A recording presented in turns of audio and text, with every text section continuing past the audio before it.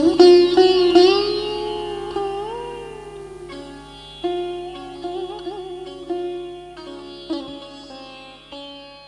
everyone, on behalf of the Tagoreans, welcome to today's episode of Timeless Tagore Chiroshoka, a series of conversations.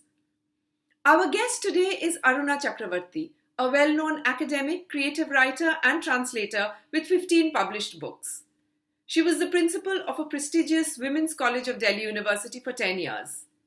Her first novel, The Inheritors, was published by Penguin and was shortlisted for the Commonwealth Writers Prize, and her third, Jorasanko by Harper Collins, received critical acclaim and also became a bestseller. Her translated works include an anthology of songs from Rabindranath Tagore's Gitabitaan, Saratchandra Chattopadhyay's Srikanta, and Sunil Gangopadhyay's Those Days, First Light and Primal Woman stories. Daughters of Jorasanko, a sequel to Jorasanko, has sold widely and received rave reviews. Her latest work, a novel titled Suralakshmi Villa, has been pronounced Indian Novel of the Year 2020 by the Journal of Commonwealth Literature UK. Aruna Chakravarti is the recipient of numerous national awards. Among the various awards she has received are Vaitalik Award, Sahitya Akademi Award and Sarat Puraskar.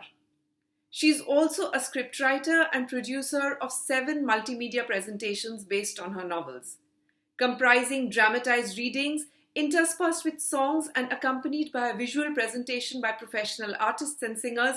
These programs have been widely acclaimed and performed in many parts of India and abroad. We are delighted to present before you Aruna Chakravarti in today's episode of Timeless Tagore Chiroshoka, a series of conversations. Thank you so much for joining us. Let me start with your journey in the world of literature, where you have received several awards and published novels and translations to critical and popular acclaim. As you look back at this rich treasure trove of experiences, could you share with us some insights into your evolution as a writer? Thank you, Gothuli, for inviting me for this interview. The Tagoreans are a very, very well-known institution, and I'm very proud and feel very privileged to be part of it. So thank you once again. Coming to the evolution of my literary career, well, yes, there have been many highs, I have many insights, many stories to share, and I'd like to share a few with you. I'd like to begin by saying that I was a prolific writer as a child. I don't know when I started writing. In fact, it was so early that sometimes I feel that maybe I started writing from the time I picked up the alphabet. I wrote, effortlessly, mindlessly, happily. I wrote stories, I wrote poems, I wrote plays. I even attempted a novel at the age of 10. And as it usually happens, the adults around me were very encouraging, and I got the feeling, I was told that I had great potential as a writer and would grow up one day to be a great writer.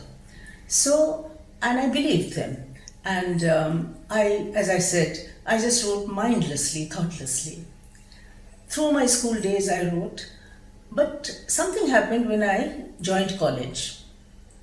You see, I enrolled myself in the English Honours course, and when I started understanding the academics of criticism, when I was taught the principles of criticism, how to distinguish good work from mediocre work, I had a sudden feeling that everything that I'd done so far was worthless. I thought it was all imitative, it was all totally without merit, and though self-criticism is a good thing, but in me, self-criticism went to a point when it negated my creative inspiration altogether, and I stopped writing. This period of aridity continued for 25 years. And then the cycle broke in a very interesting way, and I'd like to share that with you. My sister lived in Bombay, and she ran a musical organization called Boitalik. She was also a very fantastic hostess, and through these wonderful parties, in which there was always some musical component by way of entertainment. So I used to visit her often because we were very close. So on one of these visits, she had a big party and she invited some Rabindranath singers to entertain the guests. And since I was also learning Rabindranath at the time, I was invited to join them, which I did. The audience was a mixed audience. There were some Bengalis, but mostly Gujaratis and Maharashtrians, and some foreigners. Now, after we had sung 2 or 3 songs, somebody from the audience requested a translation. And the way he put it was, if we understand the words, we'll enjoy the song better. And my sister turned to me very coolly and said, "You do it."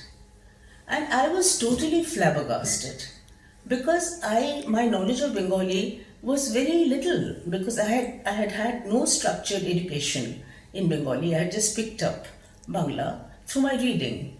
And then to be told to translate Rabindranath of all people, and that to his lyrics, I was completely, I was in a shock. But a strange thing happened. I don't know why and how. Something within told me I must do it. The normal thing for me, Godhuli, would have been to say no, because I was essentially a very diffident, a very self-conscious person, and I had very little self-worth. In fact, I still do. But I don't know what came over me. And looking back, I think it was a moment of destiny. Had I not grasped that moment, my life today would have been totally different. Anyway, I agreed to do it. And the song that we were singing was Amar Mukti Aloy Aloy Ei Akashir. So when I started translating, the first words that came to my lips it didn't come to my lips, it came, but I didn't utter them, fortunately, was my freedom is in the light. But in a flash of a second, I realized that the word freedom is not really applicable here, because freedom has social, familial, even political connotations, and Rabindranath was not talking of any of these things. He was in fact not talking of a freedom of self from some outside oppression or tyranny. He was talking of a freedom from self. He was talking about an assimilation with all creative things, an affinity. And I realized that, and I changed my sentence quickly into, "I'm released into the light in the sky. I'm merged with each fragment of dust, with every blade of grass." Even as I uttered the words, Godhuli, I had a tremendous sense of joy, of rapture, the kind of joy that I used to experience when I was writing my childish little poems and stories. And I realized that translation also is a creative activity. That was one thing I learned in that one moment. And another thing I learned was that translation is not translating words, it's translating the spirit of whatever you are doing. So it was a grand success. I still look back and I wonder how I had not only had the courage, but actually came out with a full translation of a lyric by Rabindranath, extempore, but I did it. And as I was told later, that my translation was very good. Now my sister's organization, they offered to publish an anthology of Tagore translations if I was ready to do it for them. And I agreed with alacrity, as you might imagine, and I translated the 100 songs.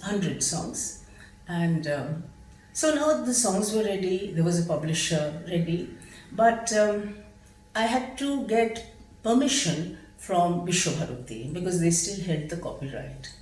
But here I came up against a tremendous hurdle. Letter after letter remained, they were totally unresponsive. And ultimately, after 5 or 6 letters, I was totally desperate.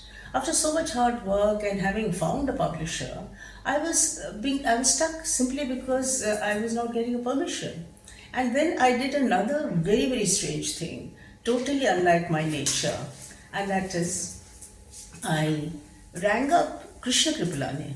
As you know, he is Rabindranath's grandson-in-law. And he used to be chairman of the National Book Trust, and he lived in Delhi. So I just picked up the phone and spoke to him and told him this was my predicament. He was a little cold and distant in the beginning, but then he very hesitantly said, okay, come and see me, bring some of your work, and let me see what I can do.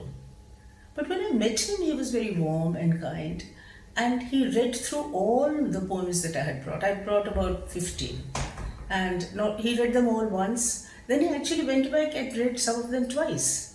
And then he turned to me and he said, your work is good and it should see the light of day. So I write to the Vice Chancellor of Vishwabharati and ask for permission. And within a week, the permission came. So this emboldened me. And the translation, actually the book, though it was published by a publisher totally unknown, made waves. It got very good reviews both in the Bangla and English papers and journals, and it was reviewed by very eminent critics. The success of the book emboldened me to do more translations. I translated Saratchandra, Sunil Gangopadhyay, and some other contemporary writers. The next phase, that is the creative writing, came also in another interesting way. Sunilda said to me once, he said, why do you only translate? Your language is so good, why don't you do creative writing? So I told him, Sunilda, I used to write as a child, but I haven't written now for nearly 35 years. And I don't think I'm nearing 50. I don't think one can begin creative writing at this age. But he turned to me, he said, no, nothing like that. Writing is mere habit. He said, just take a pen and paper and write whatever comes to your head. Don't worry about what you're writing. It'll be difficult in the beginning. Maybe 3 or 4 days you won't be able to, the thoughts won't flow. But if you persevere, you will find that ultimately the pen takes over. I've never forgotten that one phrase, the pen takes over. But even then I didn't really take his advice and start writing, doing autobiographical writing, doing creative writing. But then again, I did it under another very peculiar circumstance. You see, when I got my Sahitya Academy Award, I was interviewed by a number of journals and papers, and one of them was Desh Putrika. So the young man who came to interview me, he asked me many questions, and the last one was, will you only do translation or are you thinking of doing creative writing at some stage? Now, I didn't want to give him a negative answer, so I said, well, perhaps I will do some creative writing very soon. So he said, will you write poetry? So I said, no, I won't write poetry. I'll probably write a novel. And then he said, what will the subject matter be? And then I sort of thought around, thrashed around for an answer, and finally I said, first novels are usually autobiographical in nature, but I don't want to write an autobiography. I shall probably write an account of the lives of my ancestors. And think of my shock, Godhuli, when the interview was published, the last line was, Aruna Chakravarti's next venture is a novel about her ancestors. And of course this, since everybody reads Desh, this went viral. And I was besieged by phone calls from my cousins, second cousins, my siblings. who were very happy that I was going to write about my ancestors. And they all, I mean, there were questions: who's going to come into it? Will my mother come into it? Will you write about such and such? Will you write? And this was the time that I felt that I was really, my back was up against the wall. I just simply had to do it. And that's how The Inheritors came to be written. Wow, it has been a truly fascinating journey for you.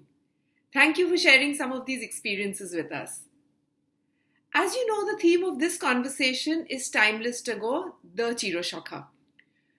Tagore's works have been integral to your own literary journey, both in the spheres of translation and historical fiction. How would you describe the influence that Gurudev has had on your professional journey? Well, I think there's no Bengali who hasn't been influenced in some way or the other by Rabindranath. You know, Rabindranath is such a large presence, such an important presence in our lives that we cannot get rid of him, even however much we would want to. Of course, I mean, there are certain things that everybody should learn. There are lessons to be learned from his life.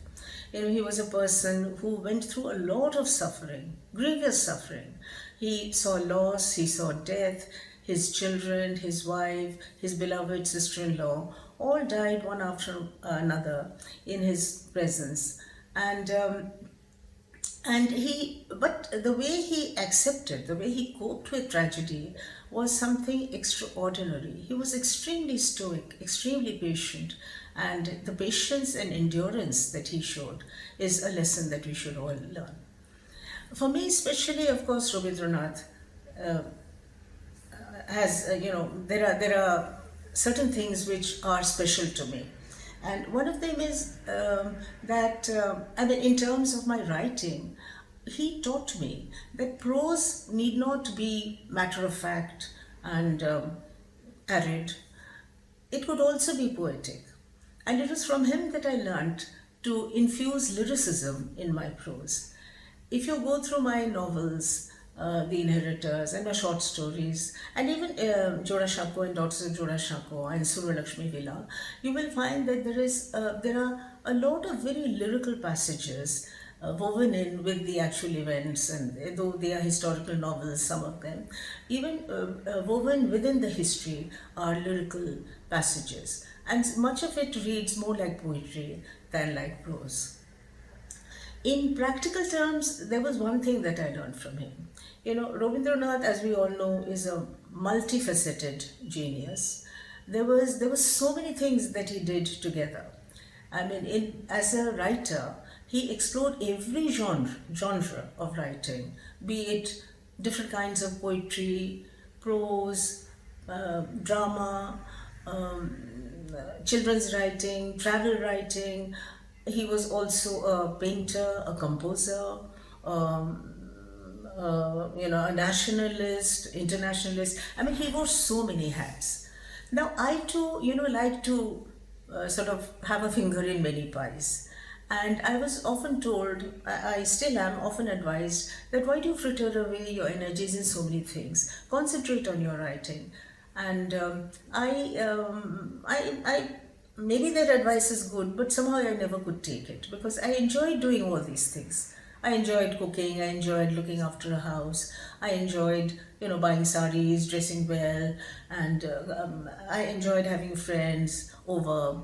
And so all these things I did, and I also wrote. But looking back, I don't think this distribution of my energies really interfered with my writing. In fact, I think it enriched it. It enriched my soul. And if your soul is rich, then your writing is rich. This is something that I learned from Rabindranath, that it's possible to do many things.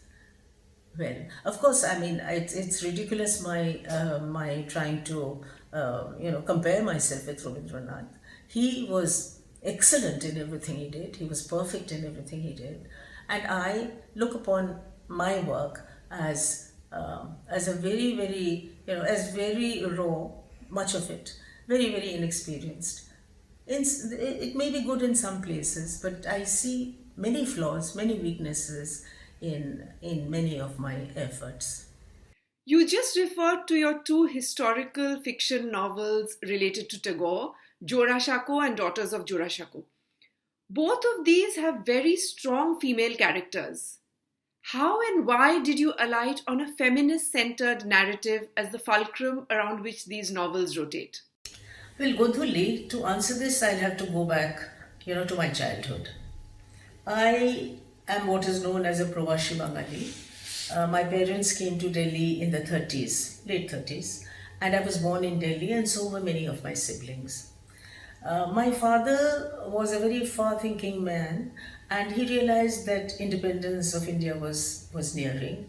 And he also realized that his children would be among the first doctors, lawyers, professionals, administrators, teachers of the country. And he felt that an English education was necessary for us. So we were all sent to convents and public schools, and English became our first language.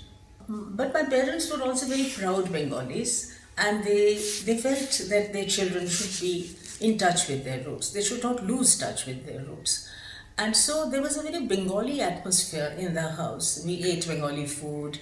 We dressed the way children dressed in Bengal. For instance, my sister started wearing saris at the age of 12 and 13. And then there were lots of Bengali books. We were given a primary education in Bangla.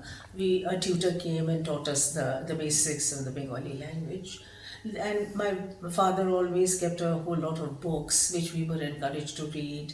We were taught Rabindranath, and so we participated in a lot of cultural events, typically Bengali cultural events. So we were Bengalis on the one hand. We had a double identity. We were very cosmopolitan Indians with English as our primary language, and we were also very strongly rooted Bengalis. So between the two, this is where I grew up. My father used to do another very interesting thing. He, generally in the evenings, whenever he had the time, he would collect his children around him and talk about his youth and childhood in Bengal. And he would also tell us something about the history and the culture of Bengal. Particularly, he liked talking about the great men of Bengal who came together to form the Bengal Renaissance. So from him we heard about Rabindranath Tagore, Rabindranath, and Rabindranath, of course, was a very, very important presence in our lives. We heard about Ram Mohan Roy, Ishwar Chandra Vidyasagar, Michael Madhusudhan. But there was one thing that puzzled me, and that upset me a little, that he never talked about any women. They were all men. And I suppose I must have had a very strong feministic streak, even as a child, because I remember asking him once, but weren't there any great women in Bengal? And of course he answered, yes, there were, and he told us about Torudat and Sarojini Naidu and Kadambini Ganguly and others. But I had a sneaking suspicion that the men were hogging the limelight and treating the women as also rans, and that put me off. And at some point in my childhood, I don't remember when exactly, I made up my mind that when I grew up, I would research, I would find out about the lives of Bengali women and write about them. And so, but then, that didn't happen for years and years passed, and I got interested in translation and in other forms of writing. But then after my retirement, I had the feeling that if I wanted to write about the Bengali women, this was the time. And that's when I started researching. And I found that there were many, many women who had contributed to the development and the enhancement of particularly the social norms of Bengal had changed drastically by the women. But then since it was not possible to write about everybody, I had to choose, either one woman or a group. And that's how I zoomed in on the family, the Tagore women. Certainly, there is no question of the women being also Rands in your work. They definitely occupy pride of position in your books. Jorasanko and Daughters of Jorasanko are of course both set in real events in history with real life characters, but also infused with your own reconstruction of the interactions between them as the novels develop. So, how easy or difficult was it for you to recreate a situation or conversation in your own imagination and translate it into words when dealing with such well known historical figures? Yeah, it was difficult because for the chief reason was that there was hardly any material available on these women. You know, no critics had ever really written biographies or any significant. There was no significant writing done on the women per se. Barring Rabindranath, who did mention them in his autobiographical writings and in his letters. And there were some stray references to them in the biographies of Tagore, written by Prashant Kumar Pal and Prabhat Mukhopadhyay. So I just gleaned all the information possible. And another thing that the women also wrote, you know, the Tagores ran a journal, a family journal called Bharati, in which everybody was encouraged to write, even the daughters and daughters-in-law, and some of them did. But then their writing was so reticent, they were so sort of politically correct, and I felt that they weren't really speaking the truth, they weren't unburdening themselves. And of course I realized the dilemma that after all, whatever they wrote would be read by all the members of the family, and it was not, it was a bit intimidating prospect. So they all churned out the same sentiments, you know, about how happy they were, how lucky they were to be married into this great family, how their father-in-law was such a great saint and sage, Mahorshi, how their mother-in-law was a very kind, non-interfering women, their sisters-in-law were like sisters, etc. Even Profulla Devi, whose husband was insane and violent at times, and had to be had to be locked up in an insane asylum for several stints. Even she said that she was very lucky and very happy and didn't want any change in her life. So I realized that, you know, I wouldn't really get any factual material. It was not possible for me to write a factual account of these women's lives. It had to be a fictional account. So that is what I did. The events are all are taken from authentic records. Even the dates have been adhered to by and large. But they've all received, but the novel has received large doses of fiction. In fact, I would say that maybe 30 or 35% is fact and 65% is fiction. Because I needed I needed to write about their lives. I needed to see their lives through the light of the imagination, to flesh out their characters, to give them personalities, dreams, hopes, aspirations,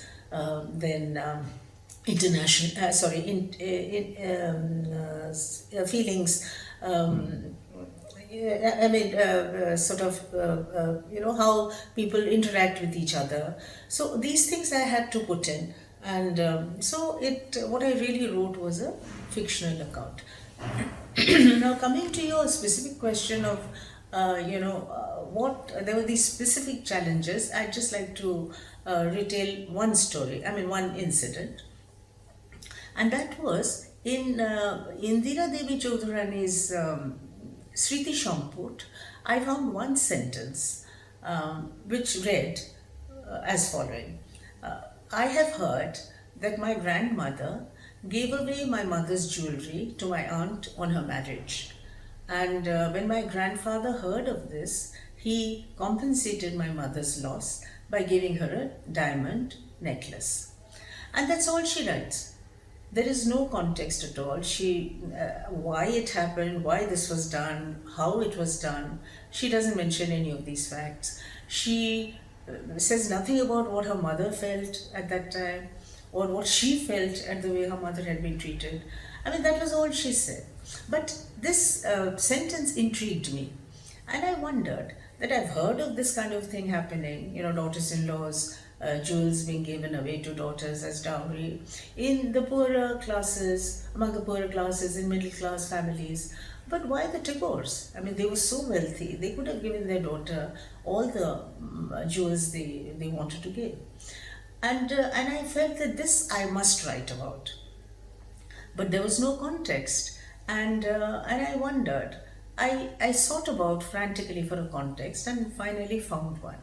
I realized that this must have been in the year 1861, the year Rabindranath was born. Because at that time, Gyanodhanundini was only 10. You see, she grew up to be a very feisty adult, and nobody could have taken this kind of liberty with her as an adult. So she must have been a child, and she must have, and her husband was very protective about her. So it must have been at a point of time when he was away, and of course there had to be a wedding in the family. So I found this date, 1861, the year of Rabindranath's birth, when Gyanodhanundini was 10.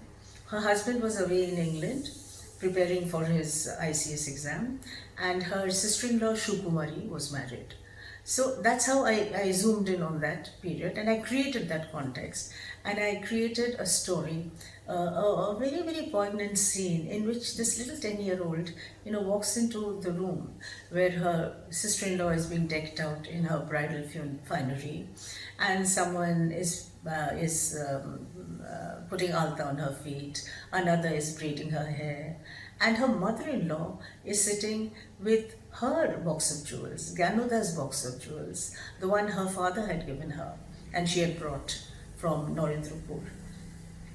And she was taking out one, jewel after another and putting it on her daughter.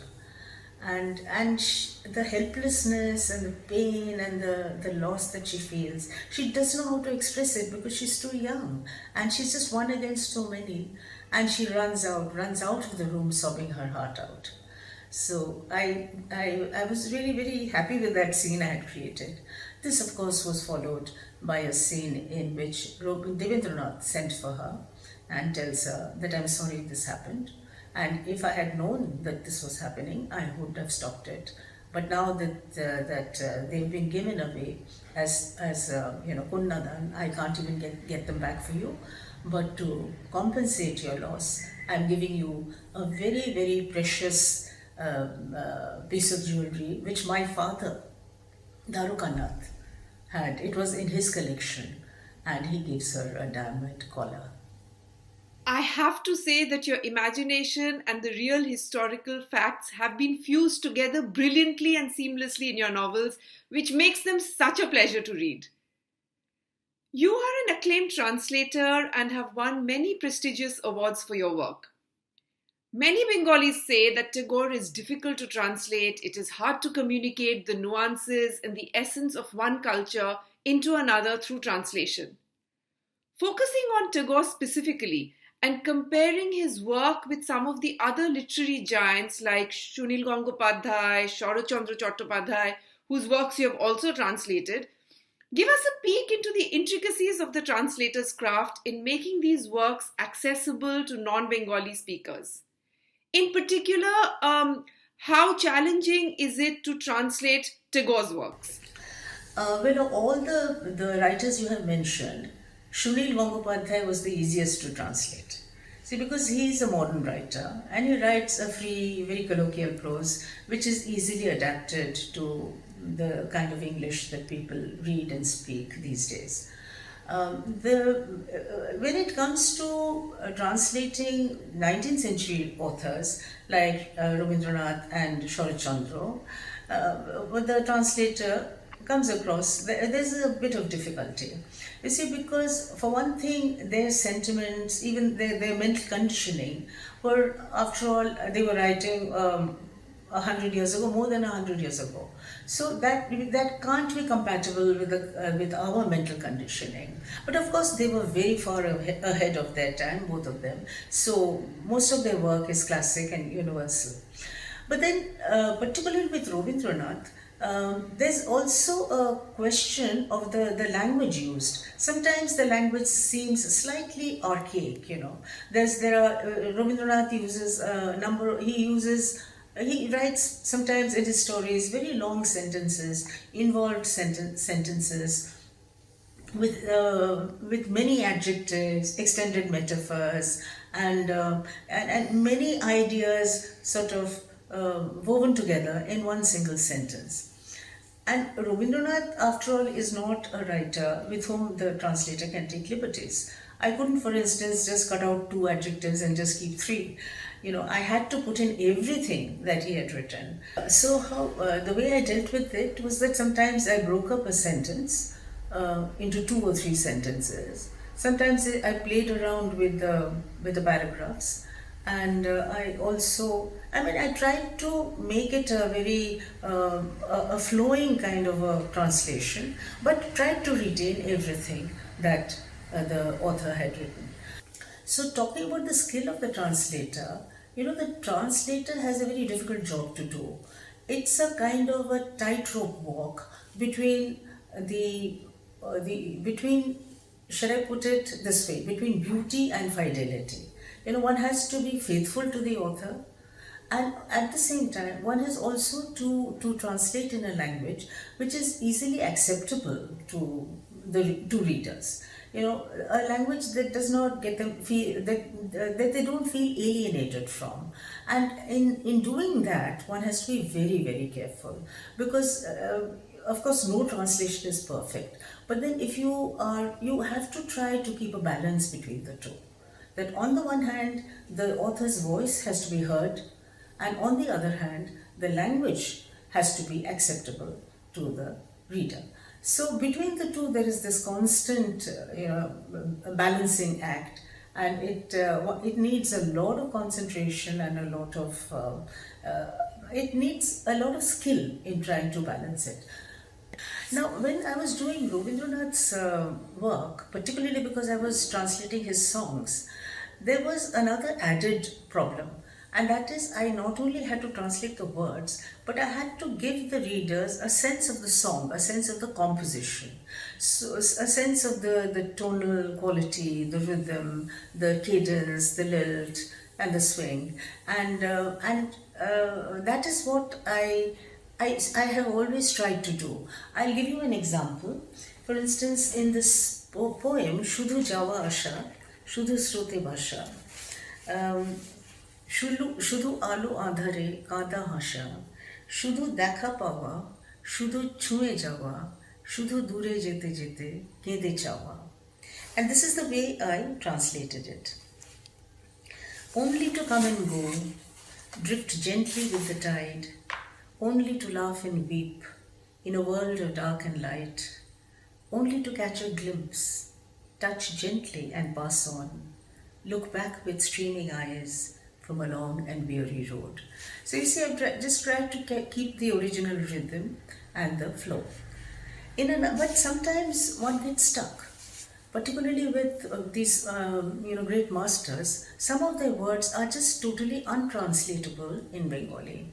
And one such thing happened to me when I was doing a poem, this song, Asha Jawar Pother Dhare. The rest of the song I did beautifully, very, very, very easily and comfortably. And then I got stuck in the last sentence, and I got stuck with one word. And that word was Udashin. I just didn't know how to translate Udashin. What was it? Does Udashin means, callous, indifferent, self-obsessed?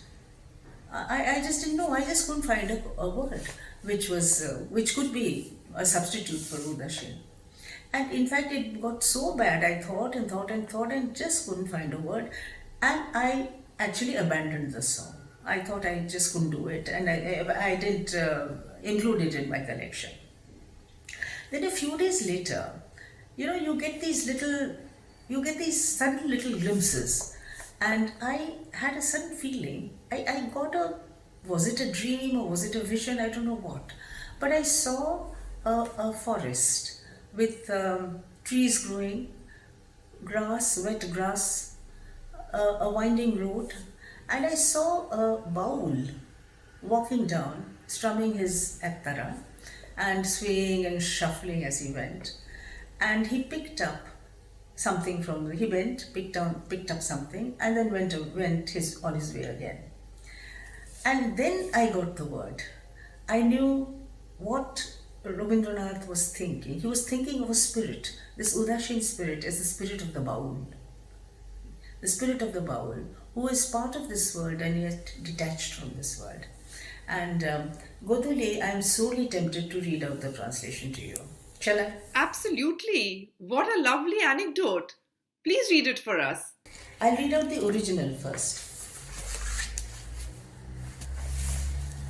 আশা যাওয়ার পথের ধারে কেটেছে দিন গান গেয়ে মোর যাবার বেলায় দেবকারে বুকের কাছে বাজলো যে বিন সুরগুলি তার নানা ভাগে রেখে যাব পুষ্পরাগে নীড়গুলি তার মেঘের রেখায় স্বর্ণ লেখায় করব বিলীন কিছু বাসে মিলন মালায় যুগল গলায় রইবে গাঁথা কিছু বাসে ভিজিয়ে দেবে দুই চাহনির চোখের পাতা কিছু বা কোন চৈত্র মাসের বকুল ঢাকা মনের ঘাসে মনের কথার টুকরো আমার কুড়িয়ে পাবে কোন উদাসীন. And now I read my translation. I have spent my days singing by the path where life moves to and fro. To whom shall I leave? Now my hour is near, this lyre that plays in my soul. Fragments of song will flash from the facets of priceless gems of old. The cadence will merge in the edges of clouds, in etchings of gleaming gold. A strain or two may be strung in the reeds that on breasts of lovers dance, and another will sparkle in the melting drops, shadowing a mutual glance. And in fragrant March, when the grass in the wood is covered with bokul flowers, a wandering minstrel perchance may find the remnant of a word. What a beautifully articulated and lyrical passage. Talking about the timelessness of Tagore's creativity, there is increasing concern that his values and relevance are fading away in our fast-changing world, particularly amongst the younger generation. For writers like you who have played such a pivotal role in further propagating Tagore's works, how big a challenge is it in your mind to ensure that he truly remains a Chiroshoka for generations to come? So the answer lies in translation. More and more translations by good translators. But then there are also a few practical considerations which the translator should take into account. One thing is the target language. You see, English is a good target language because it's read and understood all over the world. And also the younger generation of today seem to prefer English to their regional languages. I'll just tell you of an incident that occurred in the year 2011, I think. It was the 150th year of Tagore's birth, and there was a huge bongo shombilan happening in Baltimore, and the subject was Rabindranath. I've been invited to talk about translation, and I had taken my volume of Tagore lyrics translations, and from which I read out portions. After the session was over, a number of people, particularly women, came up to me and said, they wanted their book, and I had just one book, and I couldn't distribute one book among 30 women. So they kept saying, our children refuse to learn Bengali, and we are so keen that they read Rabindranath and understand they hear the song and they understand the words. So please let me have the book. Where can I buy the book?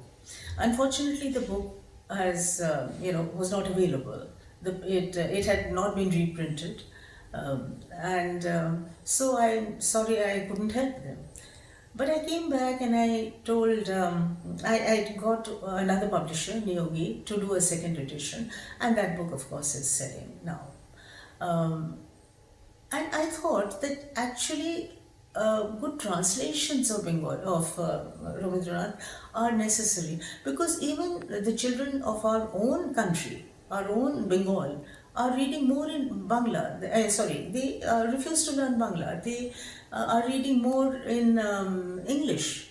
And so many of my translations, they sell more in Bengal than in other parts of India.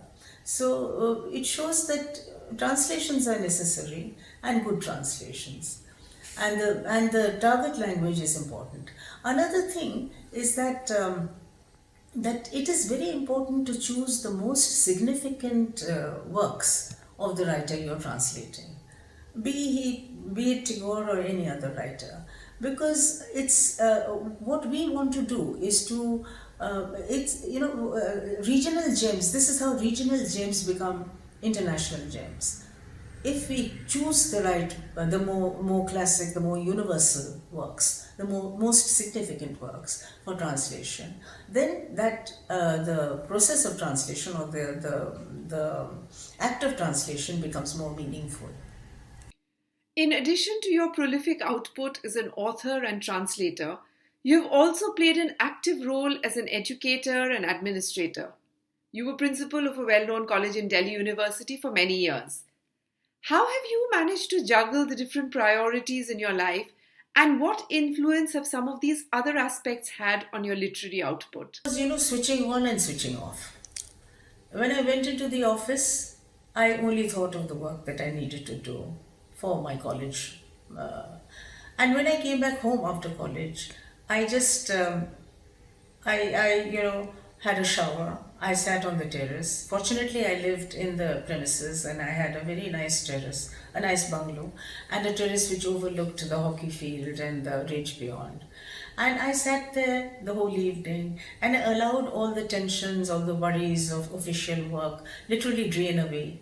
And my eyes would feast on the vast expanse of green. And sometimes I would sing, sometimes I would just read a book.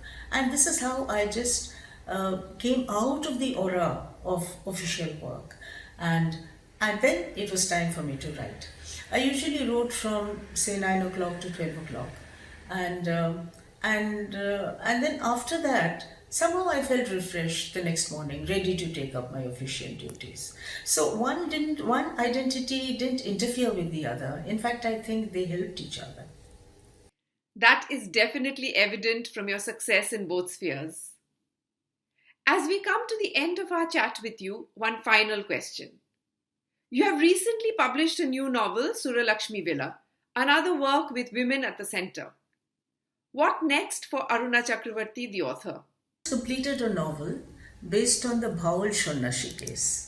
I don't know, Gothuli, if you've heard of this, but it was a very important case, and which was fought in pre-independence India. It lasted 16 years and went through all the stages of the district judge, then the High Court, and then even the Privy Council. I will not tell you the story because I would like you to read it for yourself, but it is again like Jorasanko and Daughters of Jorasanko, based on actual authentic events and liberally dosed with fiction. So it is a well-known case seen through the light of the imagination. So I'll end with this, Godhuli, and it was a great pleasure talking to you. Your questions were very perceptive. I hope my answers were satisfactory. Thank you once again. Thank you so much for speaking to us today. It has been a real pleasure and privilege to learn more about your own literary journey in the world of Tagore. To all our viewers, thank you for joining us on this episode of Timeless Tagore Chiroshoka. We will be back very soon. Do stay tuned. Thank you and bye for now.